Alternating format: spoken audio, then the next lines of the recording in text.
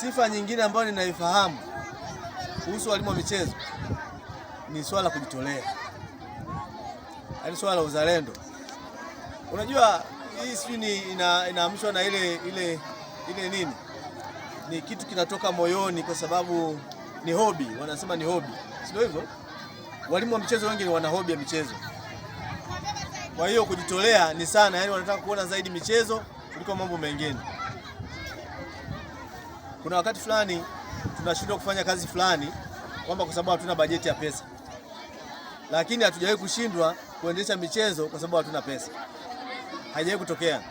Yaani hata kama mna sifuri, hamna kiasi chochote cha pesa, lakini ukiwaambia walimu wa michezo, jamani, tuna michezo, tunataka tufanye michezo sio na nini, wanakuambia bana, tuifanye hiyo event.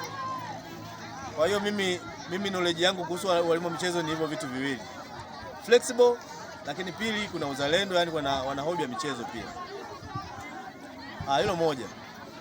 Lakini nimesema tuongee na nyie. Tuna lengo la kutengeneza timu ya wilaya.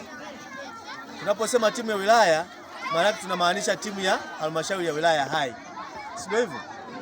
Yeah, hatuna lengo la kutengeneza timu ya Bomang'ombe. Tunataka timu ya halmashauri ya wilaya ya Hai. Kwa hiyo mkiwa hapa muweke sana maslahi ya wilaya kuliko maslahi ya shule. Na hiyo ndio changamoto kubwa kwa walimu wa michezo. Sio walimu wa michezo tu. Yaani hiyo changamoto iko kwa maafisa michezo ngazi ya wilaya, iko michezo ngazi ya mkoa, iko ngazi ya taifa. Yaani tukienda kwenye taifa, tukisema tutengeneze timu, huyo afisa michezo wetu na walimu watakaotoka Kilimanjaro watapenda sana ile timu itakayoundwa iwe na watu wengi kutoka Kilimanjaro. Tukisema tunatengeneza timu ya wilaya ya Hai, mwalimu wa michezo hapa nikiangalia anatoka Mkwesho.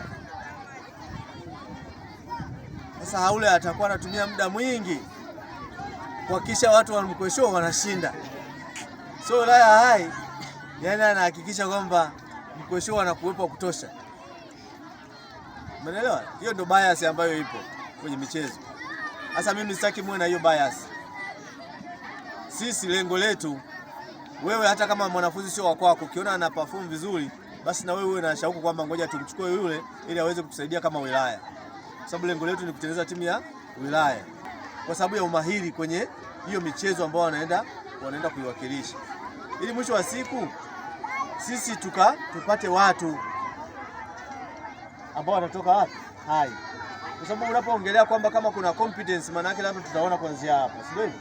Wala wanafunzi ambao tutawaandaa hapa, tutaona kwamba mwalimu wa volleyball kweli kawaandaa wanafunzi kivolleyball.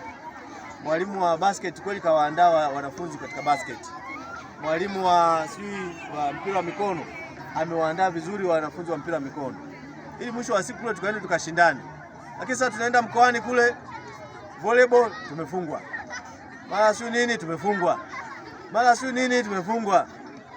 Sasa walimu tumeenda nao kufanya nini? Kupiga nao picha. Hali za wakati huu tunaenda kufanya uchaguzi wa wanafunzi. Sawa? Kama alivyosema kiongozi wetu. Na hatukupendelea wachezaji wa kata yake au shule yake. Sawa? Lakini hapa tuna kamati. Tunaomba hizo kamati mtu asizisogelee. Wao watakaa na karatasi yao kama tulivyofanya mwaka jana. Sawa? Ya kwamba unamwona yule anavyocheza, hapana. Wasisogelewe, wafanye kazi yao kwa uhuru. Alafu timu isipofanya vizuri tutaanza nao kwenye tathmini. Kwa nini walichagulia timu mbovu? Je, walipendelea au vipi? Sawa? Kwa hiyo ile kamati tunaiamini. Tuchagulie timu imara. Timu imara. Sawa? Alafu hiyo timu ndio itawakilisha wilaya.